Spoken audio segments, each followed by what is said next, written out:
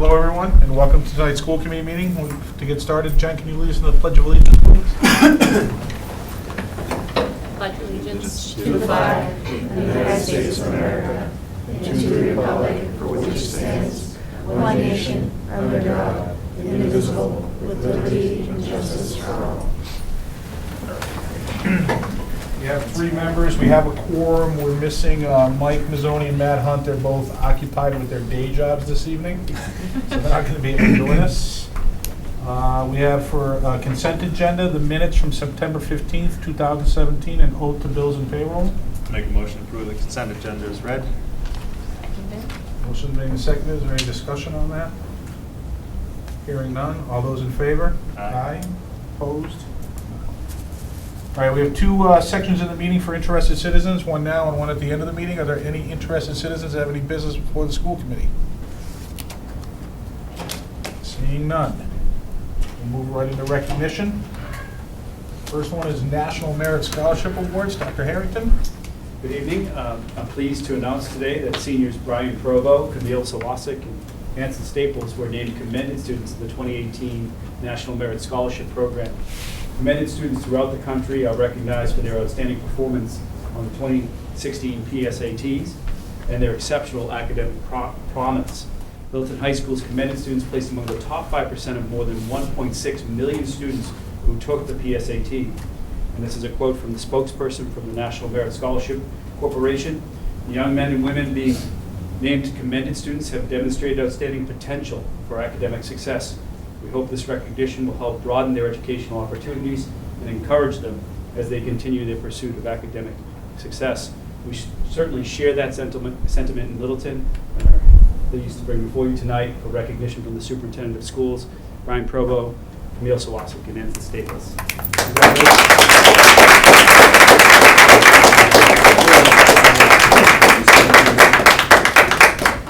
That side's probably better. We need a pass. Yeah, do you want to walk around the table, shake hands? Congratulations. Congratulations. You can if you want. Way to go, kids. You got a photo of you. Congratulations. Anthony saving Latin translation for good morning. Thank you. Congratulations. Yeah, we should probably do a photo too. Sure. Congratulations. John, why don't you get the picture? Let me get the picture. John, you get on the other end. There. We'll balance it out. Here we go. 3, 2, 1. Good. All right. Very good. Oh, sorry. Oh, one more? Sure. Thanks.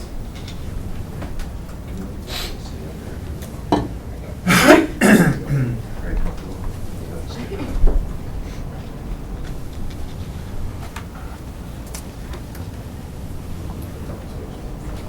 Can we sneak over here?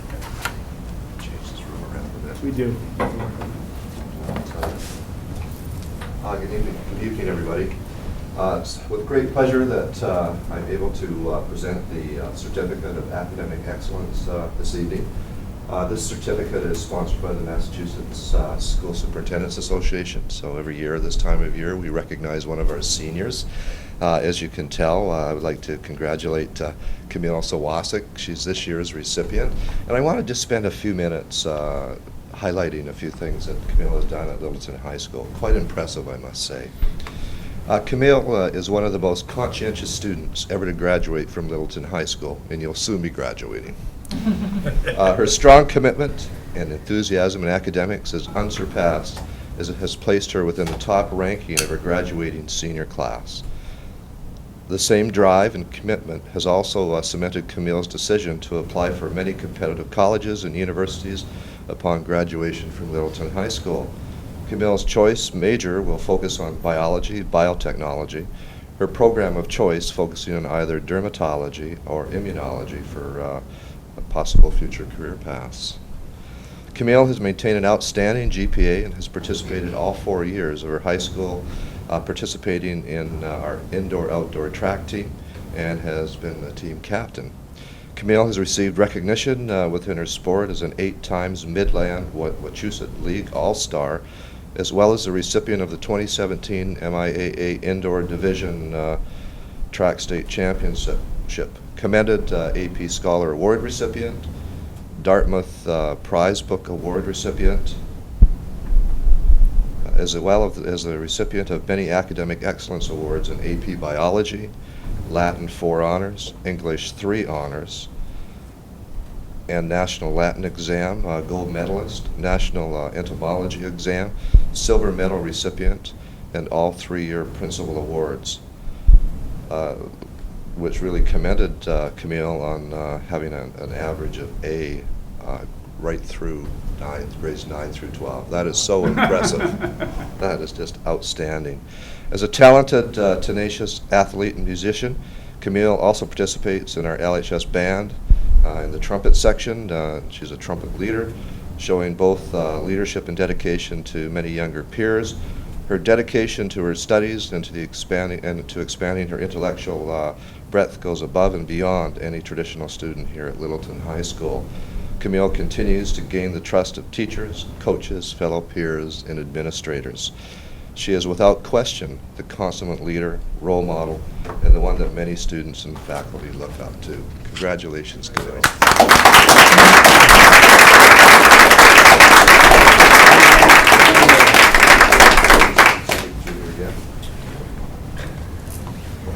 we go. You the certificate handed off, right? Congratulations. There we go. Excellent.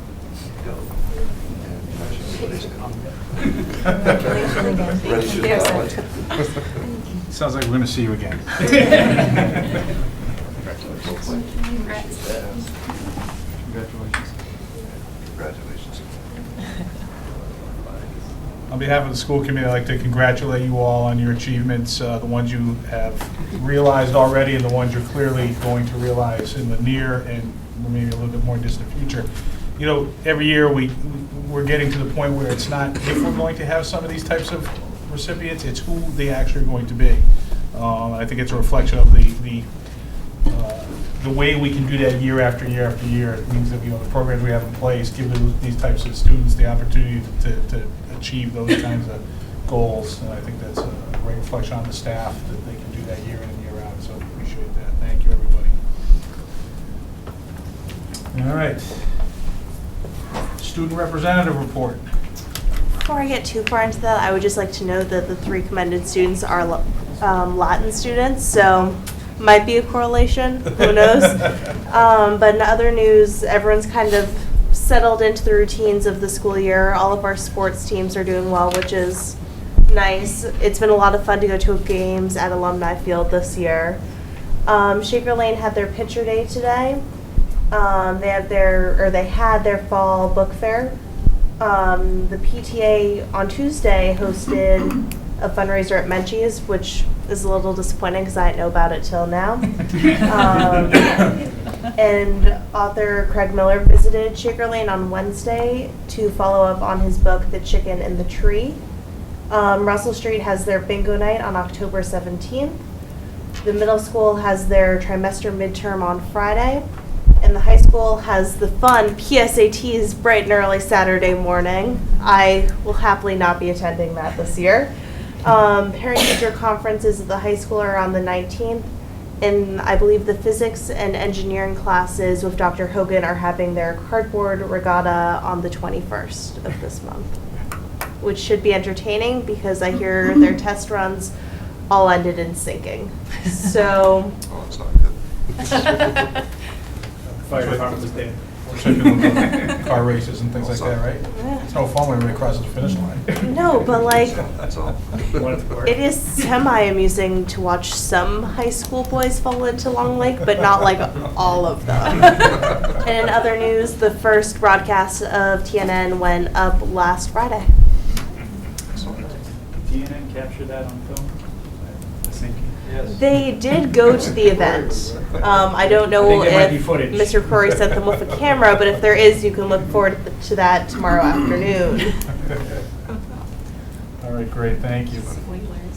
All right, we're going to move into presentations. We have an Eagle Scout project update from Brock Davis.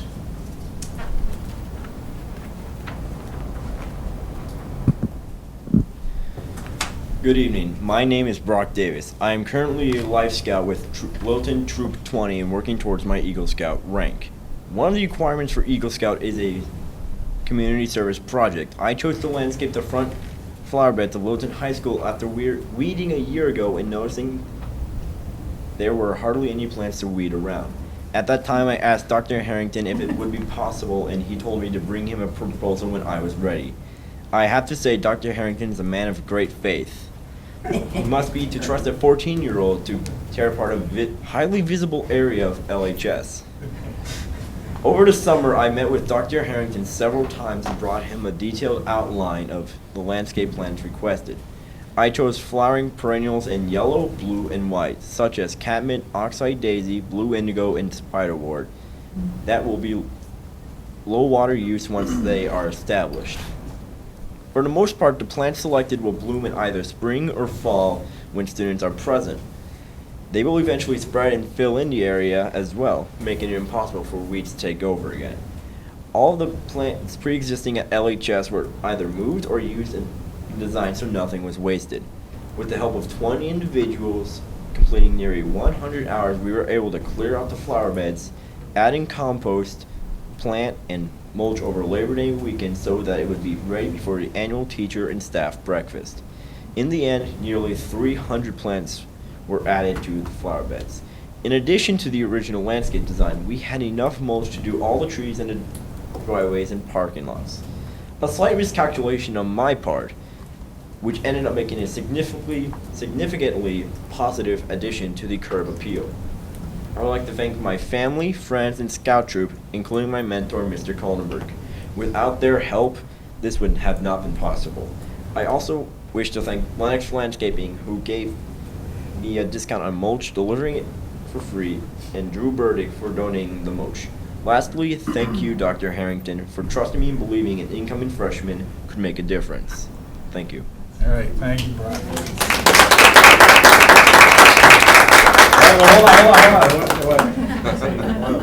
You guys have any questions or comments for Brock? No questions, just thank you. I really appreciate the work that all the Boy Scouts have been doing for projects for the schools the last few years. And this one here is going to have a nice visual impact for everybody every day. So, Thank you. Jen? Yeah, it looks really great. You'll really feel the benefits of it when you see it next year in the spring. It'll be awesome. I can tell. Brock, I appreciate the fact that you put some thought into the types of plants you wanted to put in there so that you knew that they would be able to, go year by year. The low water usage, sustainability in Littleton is something we talk about all the time, so, you did a good job with that. So it was more than you just saying, I'm just gonna plant a bunch of plants and walk away. You clearly put some thought into it so that it's something that will be there year in and year out, so we really appreciate that. Thank you. You're welcome. All right, now you're done.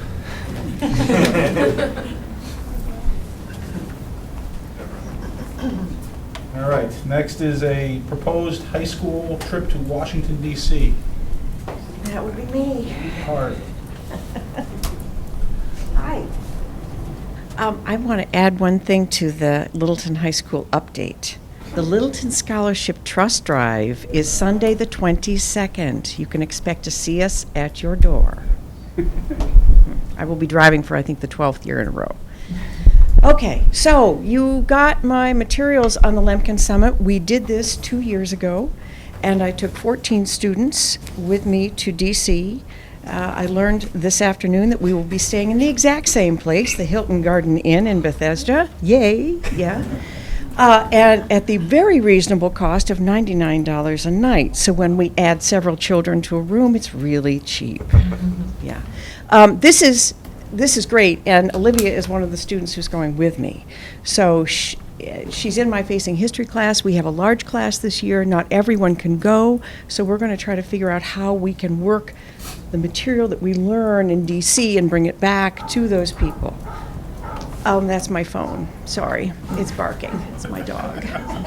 Sorry. Okay. I'm really sorry. Okay. Yeah, it's in my bag. Margie, don't keep calling her. to make Yeah. that. That's what's happening. That's what's happening. Okay, so the students, the last time, I know, came back and presented to you about what they had done. And those of you who were on this committee at that time may remember that it changed them a great deal. Several of them decided to major in political science after that trip. We also have one young man who was on that trip that was so interested in what we did and the lobbying that we did on Capitol Hill on Monday, and I will say that those bills all passed, which was just amazing. He got to Union College, this is Kevin Burke, and was so enamored with the program, the Jewish World Watch, that was on campus, because that's one of the two organizers for this conference, that he wrote to the head of the organization and said, I really want to do some work with you. And the head of the organization wrote to me and said, I've never seen anybody like this guy. He's amazing. And they're sending him around the country now to go to workshops and to present. Wow. Yeah, Kevin. That's transformative. Yeah, so I think I know I'm taking 11 students. I may be taking 17. They're getting a little, they're a little slow to move off the mark The there. worst part of the beginning of each class, Miss Harvey being, guys, you haven't signed up yet, and I'm supposed to present tonight. So that's where we are. I sent out a sort of mildly threatening thing this afternoon. But this will be the same exact thing that we would do. We will leave on Friday morning, so we're taking 2 school days. We will be going to the Holocaust Memorial Museum that afternoon. If we can work in a trip to the African American Museum, yes, but at least the Holocaust. And then all day Saturday we are in workshops. Sunday we have a plenary session. Last year, or 2 years ago, our keynote speaker was Samantha Power, who was our UN ambassador at the time. Pretty powerful. I don't expect anything less. And then on Monday we go to Capitol Hill and the students lobby for the bills that we have learned about. And I know that the agenda isn't set yet, but I know we will be talking about Syria. We will be talking about Sudan. Last year or 2 years ago, we talked about Congo. I'm sure that's still on the plate. So I ask your permission once again to do this. We are lucky enough to get invited back to the Lemkin Summit, and they are thrilled to have us. So. All right, any questions? Comments? Just a typical request that after the trip, that the students come in and give us a presentation on what they've I learned. mean, I'm here anyway, so. But yes, no, we'll Besides you. I have friends. You can do it. You can do it too. she can do it, but we will certainly do that. I mean, No so question. you talked about how excited the kids were when they were here last time they Oh, came back, and yes. we remember that. Yes. I definitely remember Yes. how excited they were, and it's great that you're telling us that hasn't worn off. Oh, at my least on gosh. some of them that No, they- it hasn't. I keep hearing from them. I get emails from them. So that's great. So yeah. appreciate you making the effort to take them down. Appreciate the fact that you're making it as cost-effective as possible. Oh, yeah. I know I know that we're fortunate to have teachers in the district that want to go above and beyond the typical school day and get outside the walls. This is what it is. Yeah. This is what it's about. That's great. Yeah. So, because this is an out-of-state school trip, it does require a motion and approval by the school committee. Make a motion to approve the high school DC trip from 9 February to 12 February 2018. Second. Motion made and seconded. Any further discussion? Hearing none. All those in favor? Aye. Aye. Opposed? I'm going to Washington. Thank you so much. We'll send you a postcard. We did have another agenda item about a potential high school trip to Spain, but they weren't quite ready to present that.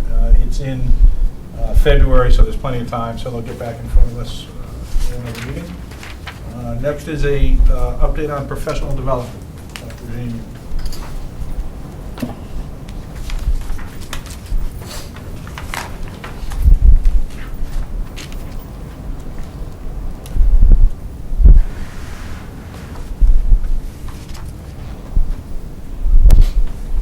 Good evening.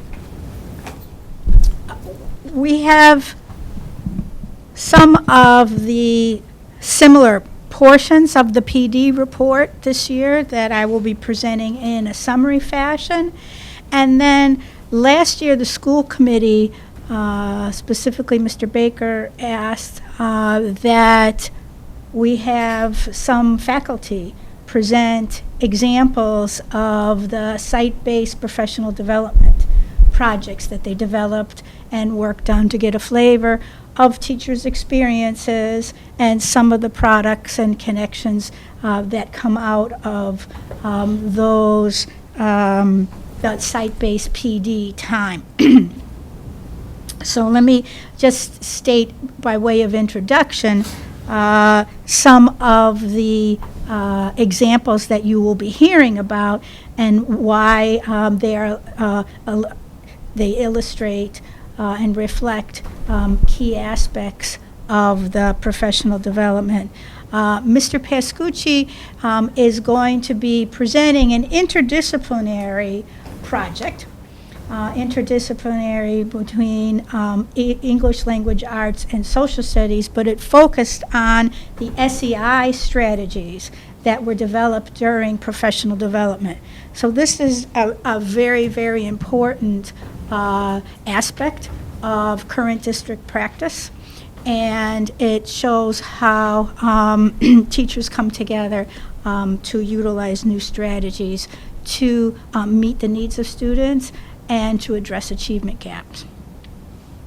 And it was a very creative example. Mrs. Elizabeth Kelly put forth a presentation on strategies that they learned, best practices that they learned to apply in Latin classrooms and other world language classrooms. Because of the change in date of the school committee meeting, she's not able to attend today, so I'll be reading what she has presented. And then as a very, very substantive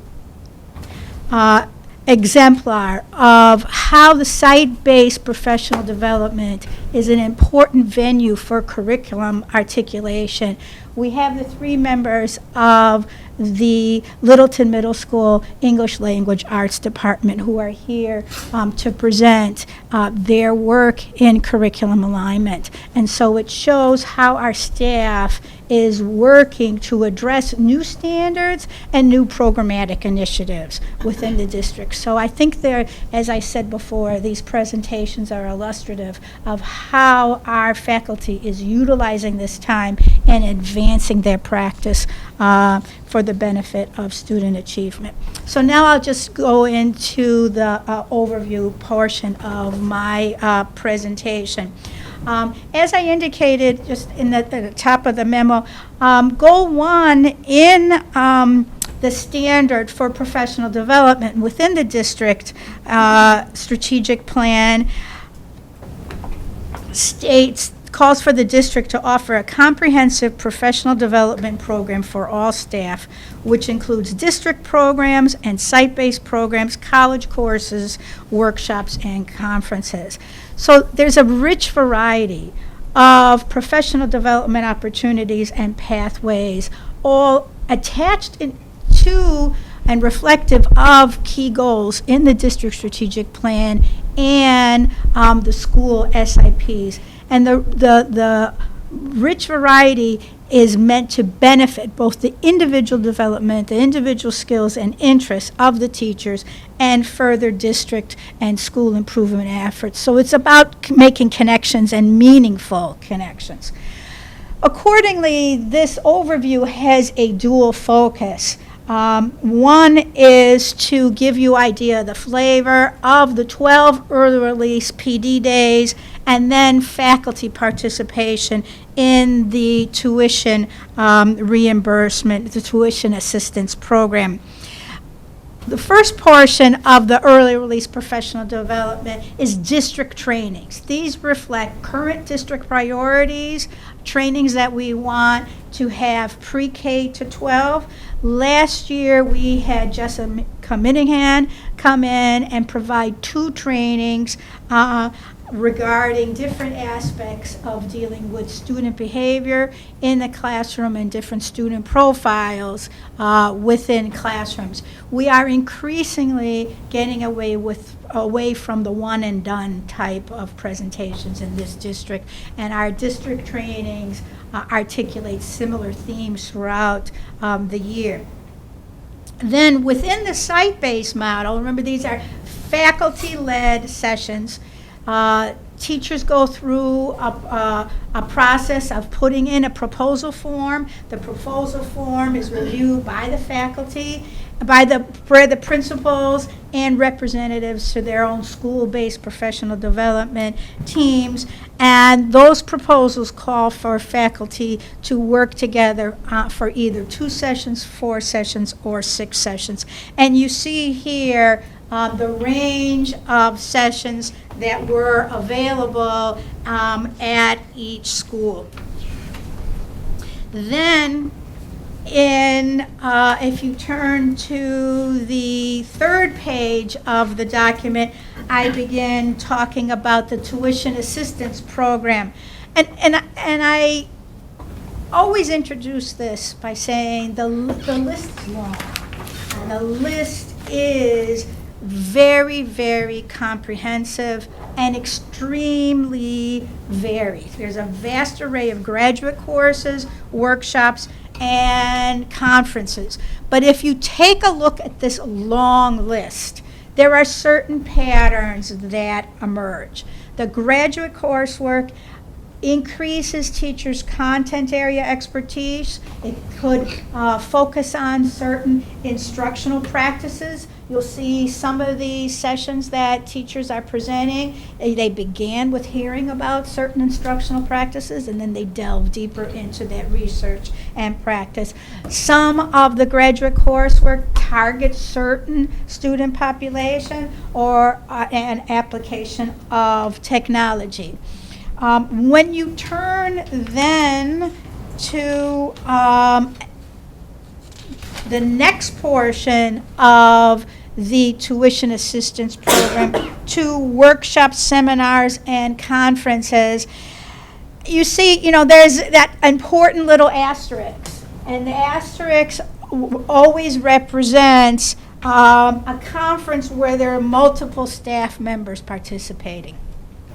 And you'll hear echoes of that in the presentations again today. When you have a critical mass of teachers going and learning about some practice, they come back to the ranch and they apply it in multiple in multiple classrooms. These conferences are organized to show first and foremost the conferences that are presented by professional associations. That's the first category. And you see there is a range of professional groups. And so it really is important for teachers to be able to go out and meet with other PE teachers, other school psychologists, other ESL teachers, and learn what's cutting edge within their area of expertise, and then to come back and have the opportunities to apply and further explore those strategies. So that's the first part of the presentation. It follows a similar pattern that you have seen in the past. And then the next document that I have sets forth the calendar for the early release for this year. So you are hearing about what happened last year, what were the site-based proposals and the district trainings, and you have the current calendar. I will tell you by way of forecasting that we are just developing, we're really coming to the conclusion of our planning for the full day, November 7th PD. We are very, very excited about the offerings. We are trying to make another meaningful connection, and that is to connect the professional development offered within the district to state guidelines and licensure requirements. This year, for the November 7th PD day, pre-K to 8 staff will be, there's an element of choice, there's always guided choice. They will be selecting workshop topics that meet the DESE licensure requirements related to training and strategies for working with students with disability or students with diverse learning styles. We emphasized last year the SEI, which was another licensure requirement, and this year we're focusing on the professional development that's required for licensure for working with SPED students. LHS faculty are going to be involved in cross-district tech PD to support the one-to-one Chromebook initiative. And this the idea actually, Dr. Clinchy was the germination of this project in working with the superintendents from Ayer Shirley and Harvard. So we have high school faculty from the 3 high schools coming together on November 7th, and they will be meeting the department members from ELA will be meeting with their counterparts in the other two high schools. So the ELA teachers, humanity teachers, world language teachers, math teachers, science teachers, they will be involved in content-based training for technology integration, substantive content, content PD. And we're very, very excited. One of the speakers was the keynote speaker that we had 2 years ago at our Tech PD. They're just top flight trainers. And we're equally excited about the range of consultants that we have coming in for our in-district pre-K to 8. That's the most important part of the preview for this year.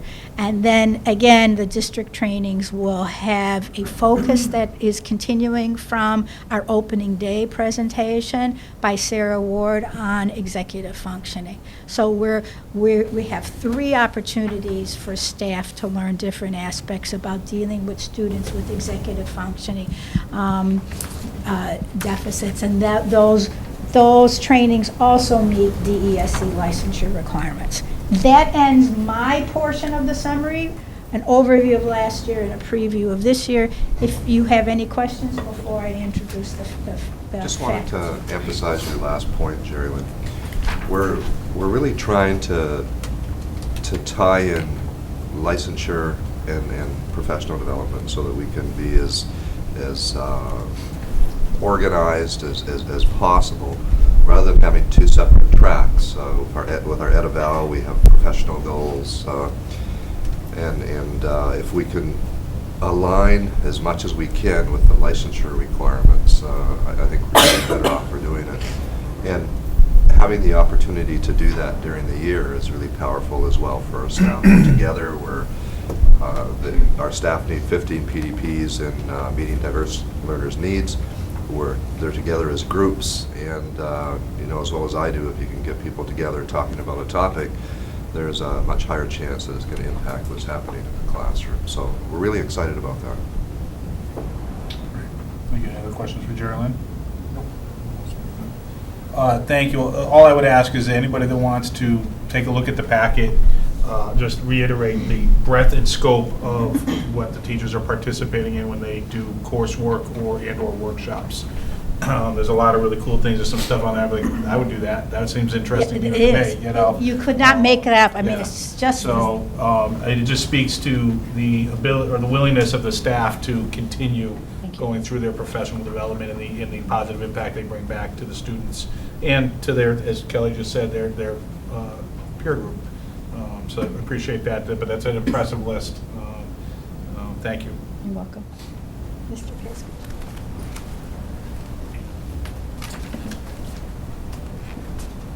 They're not saying boo, they're saying scooch. Good evening, thank you.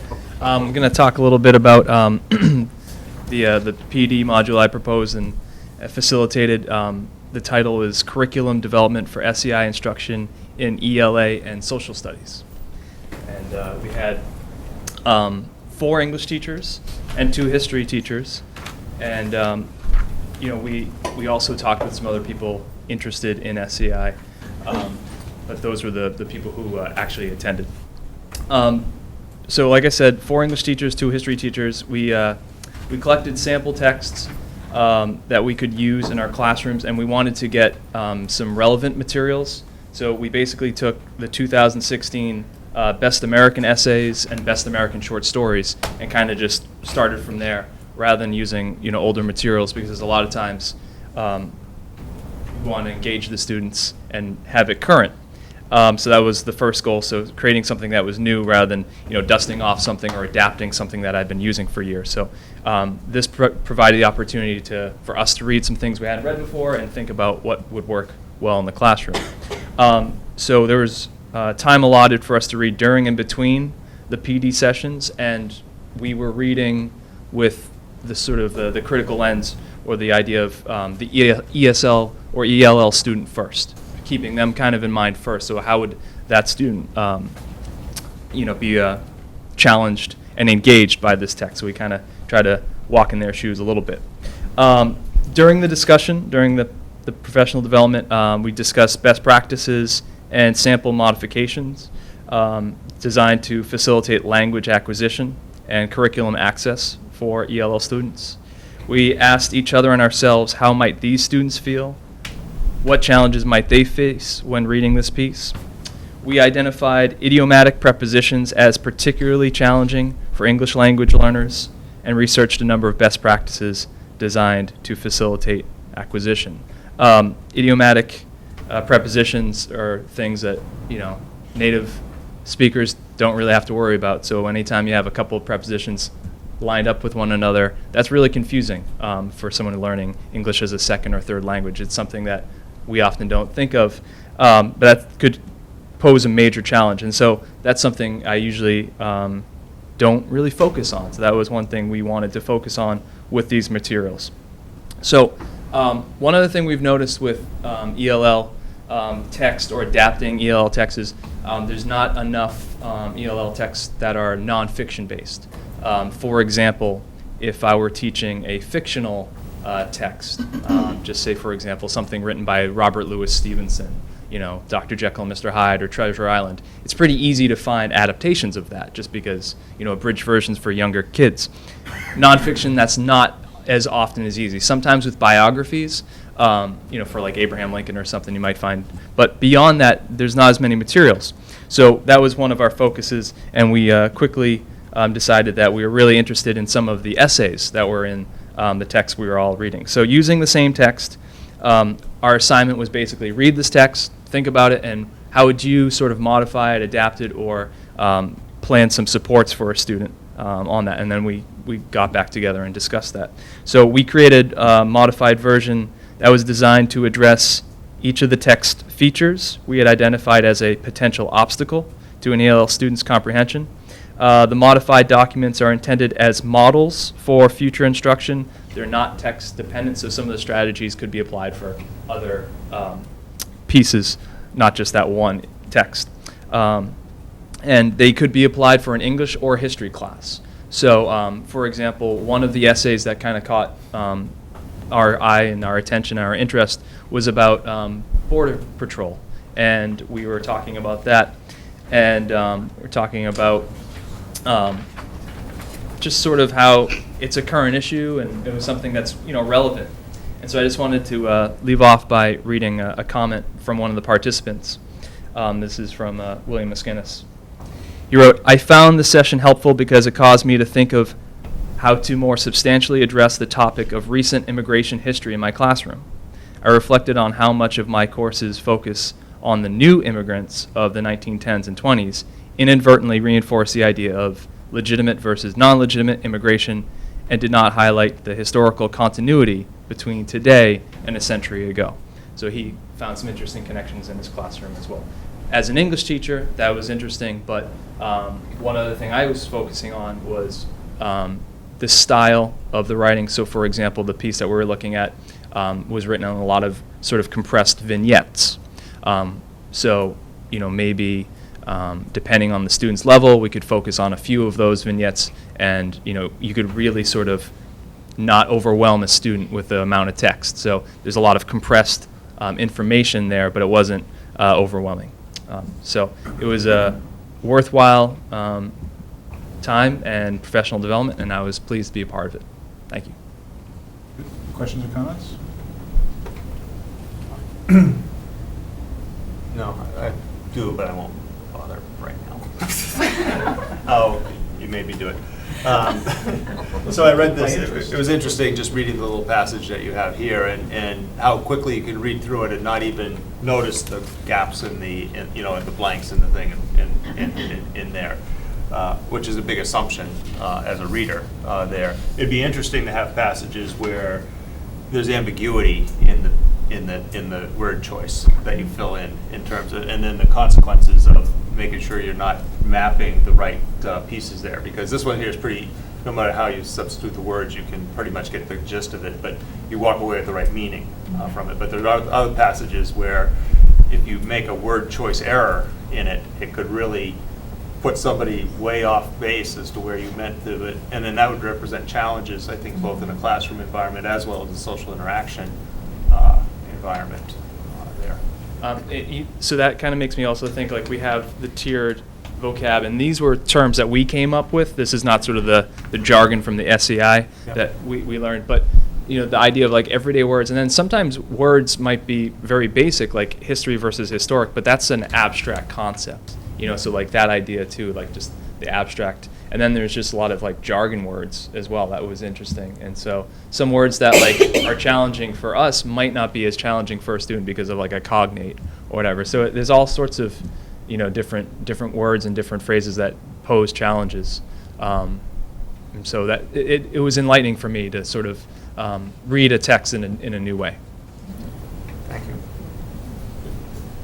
All right, thanks, Cooch. Thank you. Appreciate it.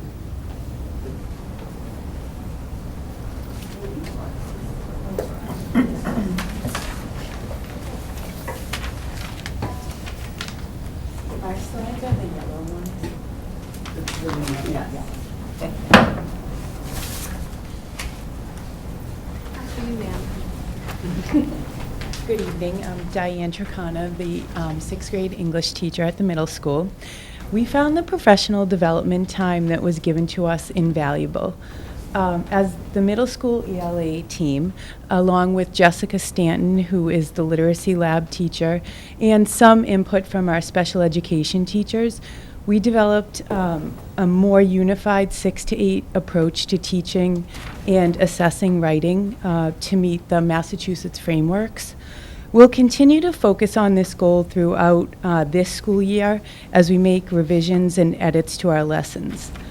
We also spent time reviewing and analyzing the MCAS results for each of the grade levels from the previous year. We wanted to look at trends to help us guide our instruction. It's also important to note, though, that the MCAS isn't our only measure that we use to evaluate students. We also use the MAP reading test, which is given 3 times a year. Students actually just took it last week and this week in grades 6 through 8. So that gives us real-time data that allows us to tailor our instruction to meet the needs of the students. So we use the PD time also to discuss the scores from the MAP reading test to help us identify our students' individual strengths and weaknesses and where we need to focus our instruction. I'm Nicole Caffarelli. I teach 7th grade English. During the PD time, we focused on how to teach our students how to write narrative essays with a perspective switch or rewriting and changing the ending of a story. We created graphic organizers, rubrics to use, and found exemplars that we thought would best align with the new MCAS 2.0. We also focused on creating more lessons that strengthened the students' analytical writing abilities. We used the TAC model, which is topic, evidence, analysis, and conclusion. We designed lessons to teach and review with the students how to write a topic sentence that focuses on the question being asked, how to find solid evidence to support the topic, and then how to analyze that. Their evidence. Our collections anthology was also a valuable resource in that. It provided us with paired texts for the students to use to write their multi-paragraph responses. I'm Jennifer Abbott. I'm the 8th grade English teacher at the middle school. It's also important to note that as a team, we participated in the Department of Education conference call that allowed teachers throughout the Commonwealth to ask questions about the new MCAS 2.0 test in the fall. We used the PD time and time after school to meet and try to better understand the format of the new test. Unfortunately, the people facilitating the call struggled to answer many of the questions being asked by teachers because the test was still in development. So we had to anticipate what the students would be asked based on what information we did have. As a team, we're hopeful that our efforts to align the writing curriculum proved beneficial for our students. Another focus during our PD time was aligning the grammar and vocabulary instruction across all 3 grade levels. We used the Common Core frameworks to create a scope of the grammar topics that we would be addressing in each grade level to ensure that each topic covered would be applied to students' writing. We agreed to continue to use the Wordly Wise vocabulary lessons to enhance students' vocabulary knowledge and to foster stronger word choice in their writing. The professional development opportunities we've been afforded over the past 2 years have solidified the focus of our instruction at the middle school. We hope that this kind of PD opportunity continues to be available to us so we can learn and grow as a unified team. Questions or comments? All right, thank you guys, appreciate it.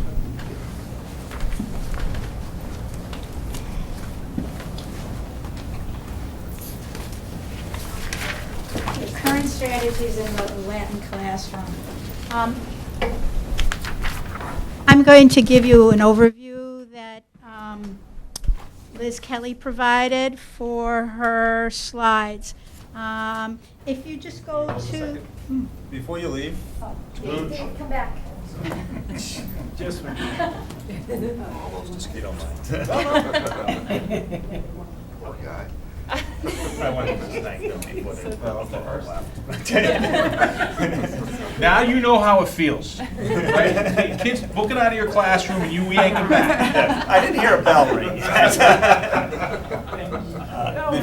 They don't come back. I wanted to.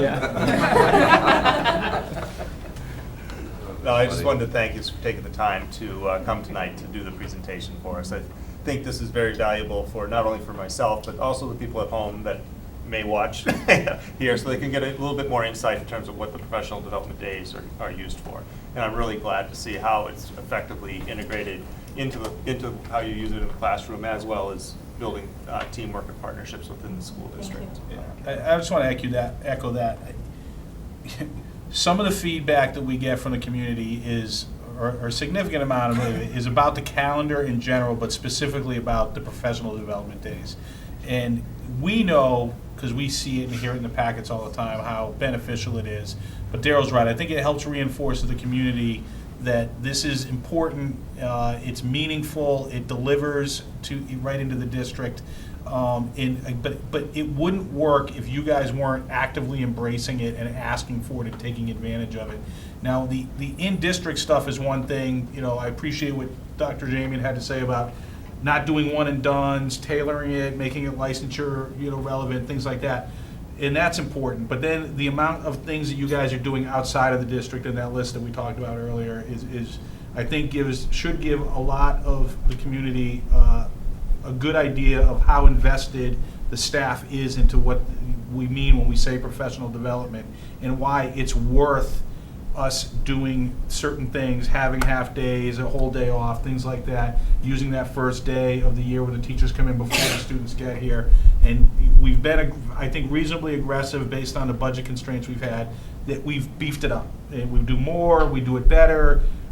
We've come up with some innovative strategies for how to deliver it, and I think it's good. I think we all would say it could be better, and we want it to be better, and we wish there were more opportunity. But I think given what the constraints we're dealing with, I think you guys do a great job. So Daryl was the one that asked for this type of presentation. I know it's sometimes awkward and pain in the neck to do, but it helps the community understand why they should put up with all that. And really, more than put up with it, they should actively embrace it. Yes, I will come get my kid early so that you guys can go do this stuff. It's important, so thank you. Thank you. Thank you. And I wanted to thank you for, and I have before, for very substantive presentations. Thank you. Thank you so much for coming out this evening. Thank you. Okay, now you can go. Back to our regularly scheduled presentation. So this is an example of a grade 6 to 12.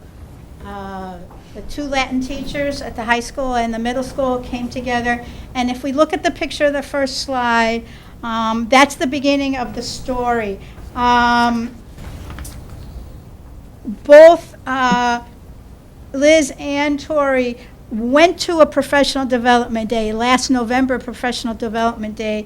They traveled to Williamstown, to Mount Greylock Regional High School, to attend a world language workshop, a Latin workshop.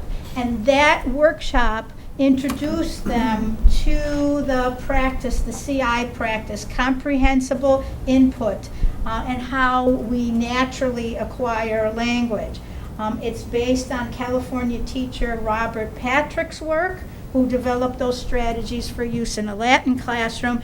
And the gentleman there is John Bracey from Western Mass Middle School. He shared his experiences with CI on November 8th, 2016 at Mount Greylock. The next set of letters, TPRS, that you see there is teaching proficiency through reading and storytelling. That's another strategy that they used. And some of the strategies that they saw at Mount Greylock included a classroom with Latin-labeled objects and question words around the room, no textbooks whatsoever, and the teacher directing the class to engage in a story being told that day, and checking for understanding with current relatable themes. Students become participants in the story as it unfolds each day. The teacher controls the vocabulary, keeping it limited to 3 to 5 words at a time. Then, in later that month, last November, Liz Kelly attended, it was one of those professional conferences on our list of workshops, the American Council for Teaching Foreign Language Conference that was in Boston. And several workshops were presented entirely in Latin and promoted the CI strategy and the TPRS strategy and the proficiency-based model for Latin, just putting it on the same level as the modern foreign languages taught in the United States. Several TPRS books recommended were available at the conference and from Amazon, but our two faculty members felt they needed more time together to develop materials and to work with these books and begin to, after they did this research, explore how to use these strategies in their classes. So then that takes us to Liz's second slide, and that's what they did in their classrooms. And, if you read 1 through 5, these are the things that they did, excellent, in their classroom. They label the items in their classrooms and compiled, instructional strategies in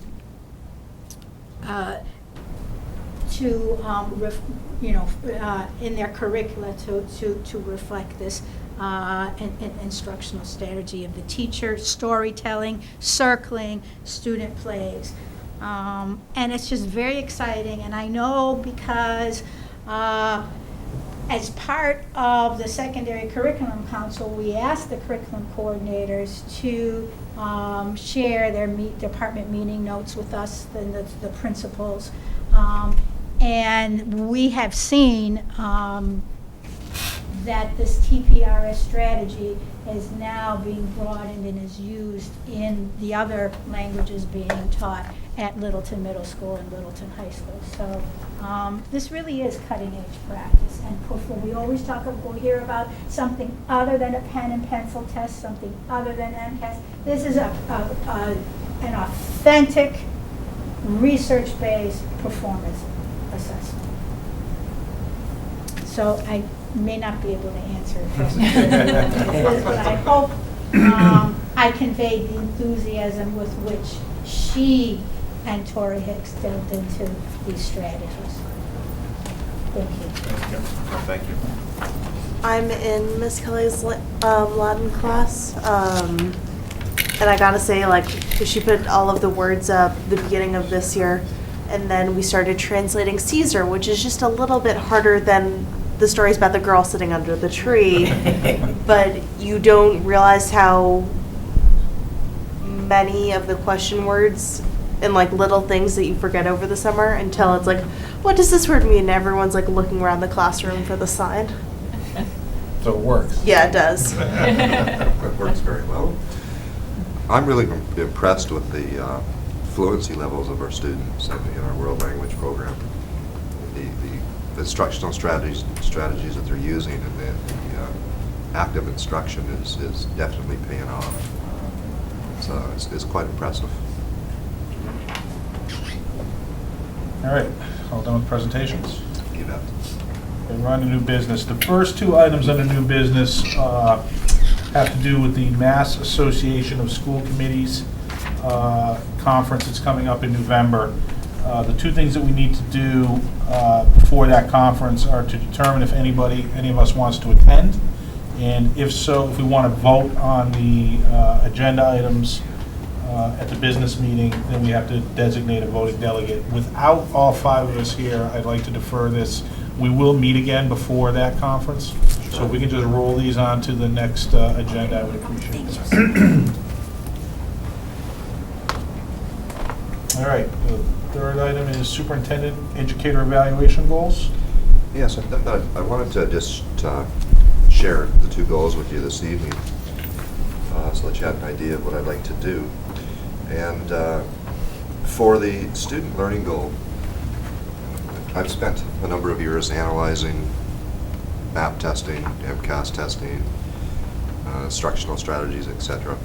But what hasn't been done, and it's not done a lot in any district, is shadowing a student for a day and really teasing out what they're learning from the time they enter the building until the time they exit.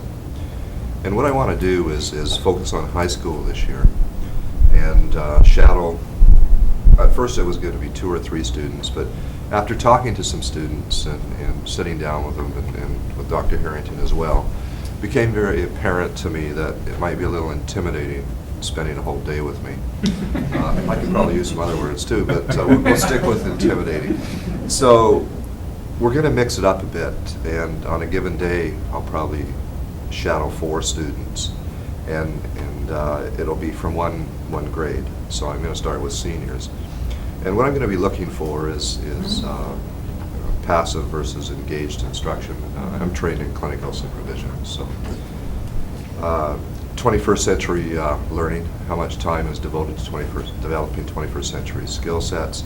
And the third thing I would really want to look for is how much time is spent utilizing instructional strategies that are tailored to long-term memory. So those are the 3 areas that I want to target. And of course, the most important one, they're all important, but I really want to be able to see a day in the lives of our students. It's one thing being in a classroom, but you're going to have a whole different set of information to look at when you spend a whole day with a group of students in a particular grade. So I'm really looking forward to doing that, and I hope the students are as excited as I am. And Olivia, but I don't think we've talked yet, but your name was brought up at our last meeting. So. I was going to say, as soon as you suggested this, I'm like, I'm going to be one of them. Which, like, your name did come up. What a surprise. No, I'd be happy to. It's really interesting because I hosted a foreign exchange student this year, Yeah. and like their interactions, because they shadowed us for 3 or 4 days during their 2 weeks here, they were like, "Your school is so easy," and like, why do you like only spend so little time in each class? Because like in Spain, how they do it based on how much each class is worth, that's how many hours are allocated for it during the week. So they don't have the 7 classes a day, they have 3. But of a variety of different lengths. Right. I'm guessing you won't find that at Littleton, though.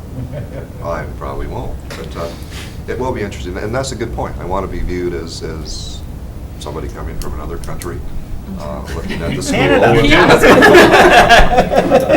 Not hard to do, is it? Just talk about your projects. And really looking at the day, the entire day from that kind of lens. I think it'll be very valuable. That'll give me some more information when I'm talking to the leadership team, and also encouraging them to do a little more of that themselves.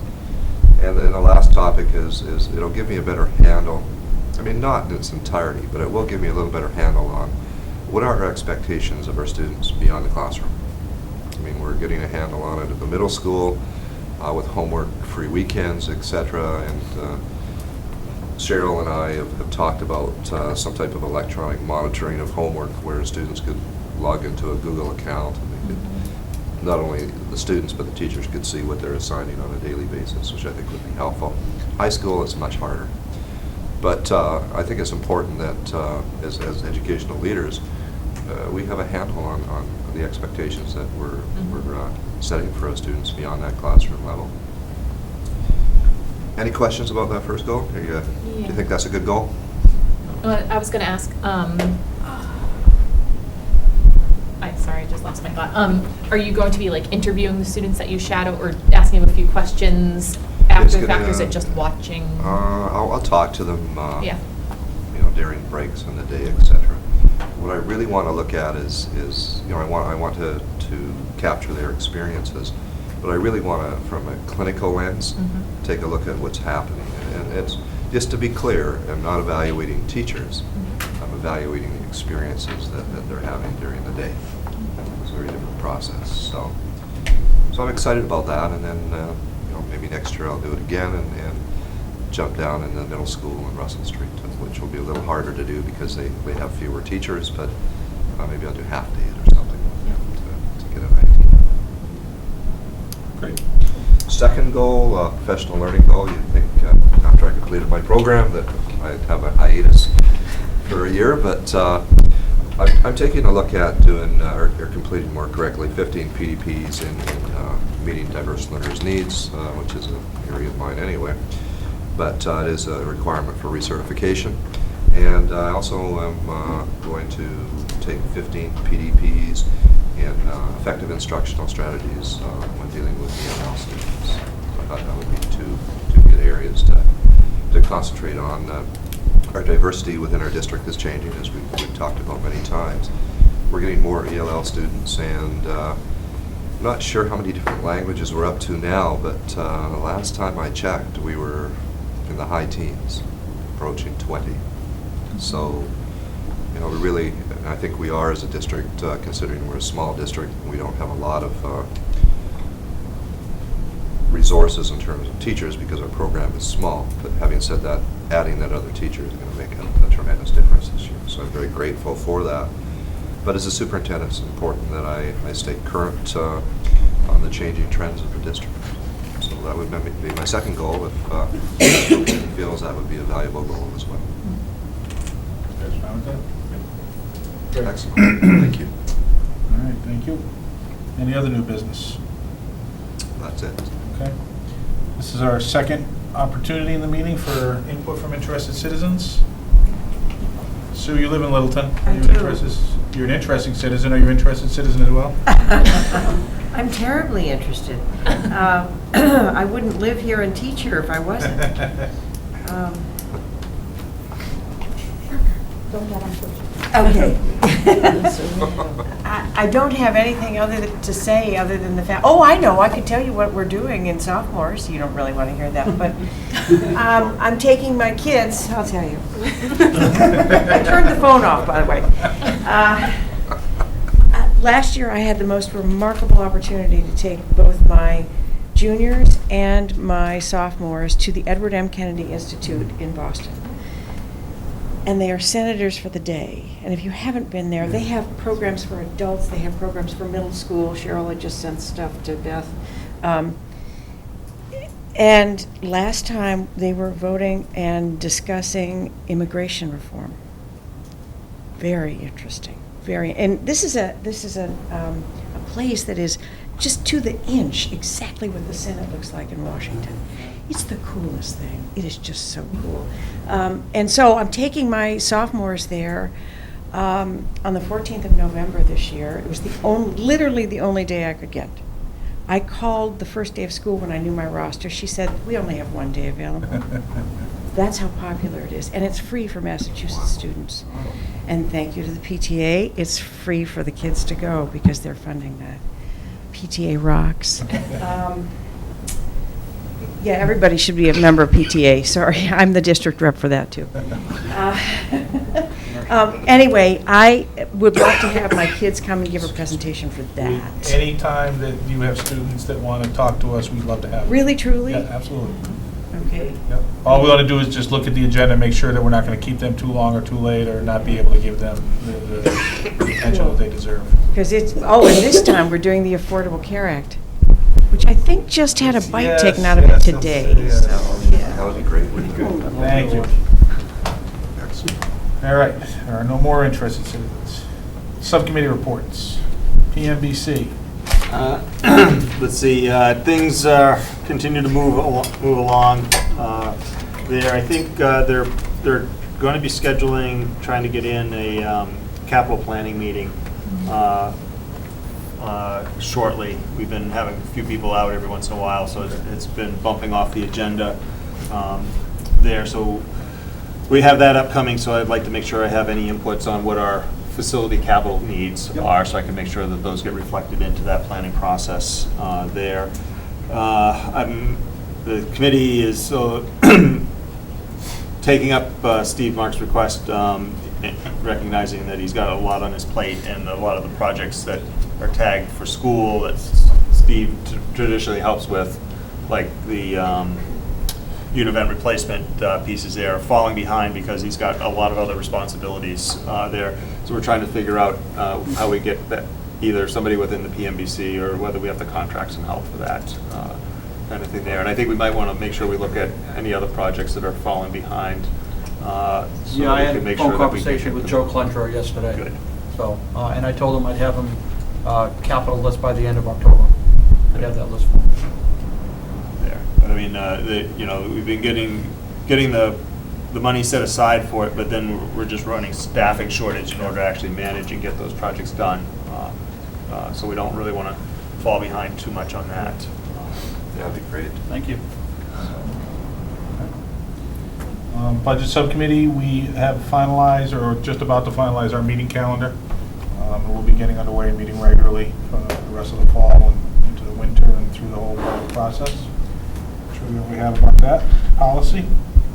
I plan on meeting with these guys, making updates, no updates yet, but we'll see some in the future.